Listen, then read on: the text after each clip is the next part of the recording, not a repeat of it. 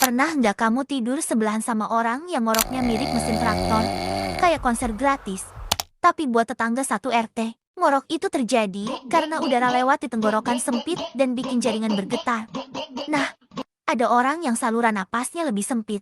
Jadi lebih gampang keluar suara orkestra tengah malam. Kasarnya gini, tidur sama orang ngorok itu kayak pasang kipas angin rusak. Suaranya kenceng, muternya ngaco, tapi tetap enggak bisa kamu matiin. Lucu ya? Hal sepele kayak ngorok bisa bikin satu kamar tidur jadi ajang sabar nasional.